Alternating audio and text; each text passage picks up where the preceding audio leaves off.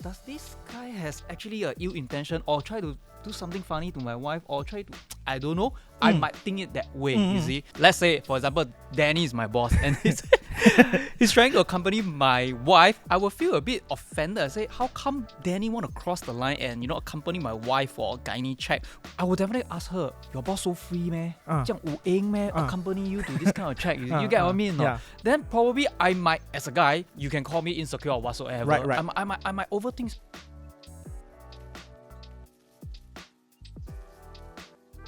Welcome, ladies and gentlemen, to the next episode of Red Flag, Green Flag. Here, today we're going to talk about a departure from our previous topic, because usually we're talking about corporate stuff and stress. But the fundamental factors here in the corporate world is, it's always leadership. Every time we got pain point, it's never between us. It's always, why my boss like that? So here with me today in the studio is Danny and Jeff. Hi. Danny, you want to give introduction first? Hi, I'm Danny. I'm the subject matter expert of leadership. But I think I'm here to defend the rights of all the leaders around in the house because I happen to be a boss, so I'm ready. Okay.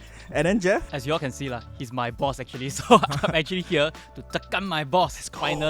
Finally, there's this chance. So I'm going to defend the rights of all employees. Without further ado, let's get to the very first question that we have.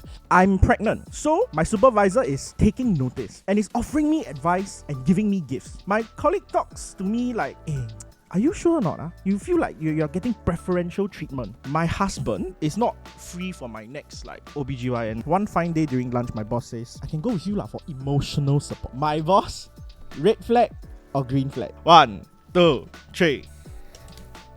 As of now, we have me on the green flag, we have Danny on red flag, we have Jeff on red flag. Jeff, why is this a red flag? I will definitely ask her, your boss so free meh? 这样有闲meh? Accompany you to this kind of check.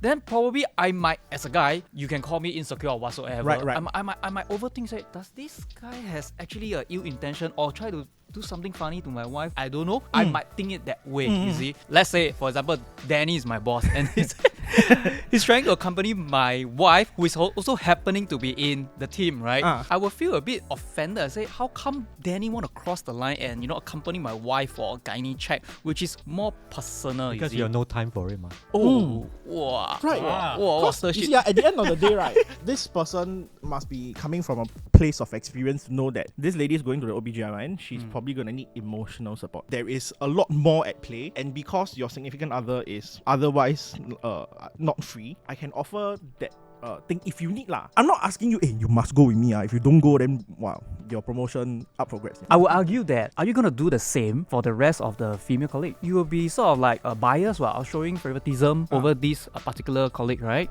And as a boss, probably you can actually offer time off in advance for her to arrange her own mother to accompany her over to the clinic for checkup, rather than as a boss, going down personally. Then I think a lot of people will feel pressure that, 老板叫我去，我不要去 cannot leh. But let's say we have a male friend in your social circle that your husband is absolutely fine with. You won't feel the same kind of threatening behavior from the person, because that person just genuinely trying to help. Or it's just, no matter what, even if you're friends, even if your best friend is your male best friend, your wife want to go BGI, only I can go. I think there's a difference between professionalism and friendship. If let's say I have a male colleague, he needs to go and settle his hemorrhoids. So will the boss go with him?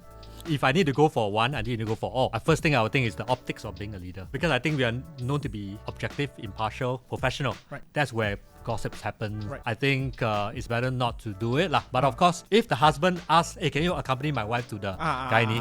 I think a different story. Yeah, that will be a bit weird out. But that will be something that you have to explain your way through the entire scenario. I would say rather not to step into the situation if you can afford it. When I talk about OBGYN visits or the gynae visits, right, the first idea that goes into your mind is you are in the same room together with said employee. Emotional support doesn't mean you need to sit in and go and look at her lady parts, You could just be on the outside. So sometimes it's just like, okay, it's good news. Okay, good news, let's go have a meal. I sit outside, you sit there, I just travel with you, then I don't find you, right? I am an available option of help should you choose to do so. People know that they need help, they don't know where to find it. I'm not expecting you to take it, but I just offer. bad, man. I'm not asking you, hey, lunch break, we all go see your gynae, no? No, right?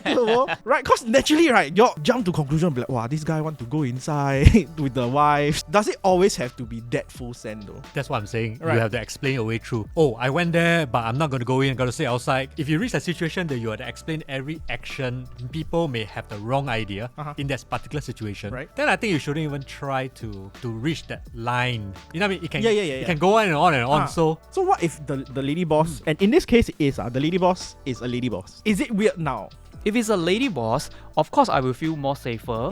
Probably her boss actually really favor her a lot. Right. As a husband, I'll be happy, That's why I say. He'll mark my positive version. So will the female boss accompany a guy to a colonoscopy appointment? So to what end would I would say this kind of emotional help and emotional support or support in any kind of form be considered okay? I mean, I'm trying to find a male equivalent now. Okay, let's say that, assuming it's okay, it's Jeff. Jeff need go colonoscopy. I'll go for you. Right, because that's I will where we feel draw that the weird. line, no? The bro code. Because to me, both are health conditions. At the end of the day, shouldn't the leader's intention be about the fact that, hey, I see you as a value worker, I need you to be healthy. Me offering help and not assuming that you're going to take it. Because if I offer some help, then your husband free, you won't take one now. But I'm okay, I'm willing to talk about it. But how do you approach the topic of, hey, if you need more time for your pregnancy, go ahead. Like, how do you even approach this subject? The moment I say, let me know what you need now, you have opened the floodgate. Everybody else will be niao. But if I offer, hey, I go gynae with you. 讲真的啦, right? You go and ask outside lah. Okay, 10 women. How many women will say, okay, ons, let's go? No, but because this token gesture is such an incredulous offer, two things. One is, okay, I tell you I'm willing to help. Maybe you can counter offer me something better to help you. Second is, there's a very high likelihood that you say no, right? Which keeps this situation a very safe situation. The third thing is, if she says yes, okay, then we have to question like, why you yes? Like, what's happening? Why do you agree? That'd be freaky if it's a yes. Correct. So that's why I'm saying that it's not bad to offer. It is only bad the moment the offer is accepted. I agree with you, the need to provide emotional support Right. at work. But is there a better way to show your support than asking something that, if it's a yes, if it's a very weird thing, if it's a no, someone like outright rejecting your boss. So put the lady in a very interesting situation. Yeah. That is like, if I say no, then the boss say, I give you support. So you don't need support, is it? Then I close the door. But if I say yes, I'm opening a can of worms. Is there a way that we could show support? Like maybe I send hamper of essence. I recommend another gynae to give a second opinion. The solution would just be to offer alternative methods for them to pursue themselves. Probably, as a boss, we can actually identify some of the few closer colleagues to approach them for lunch, to share with them, or get to fish some idea or information from her first, that what kind of help she probably might need. Do you want to let her peers know she's struggling? That feels like a red no-go zone for me. No. Right, so I wouldn't even go that route because it's quite dangerous. I think there is an official way to do it, Right. which is why I learned in my training.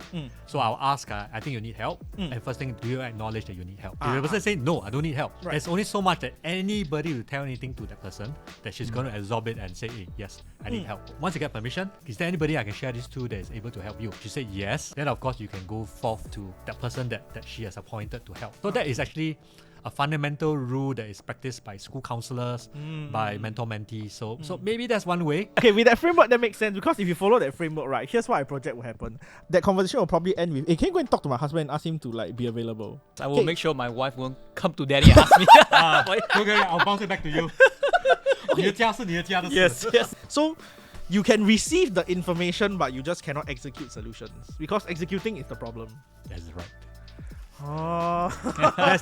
That's the key. That's Yeah. the elixir. Maybe I'll ask the boss, so what's your MBTI?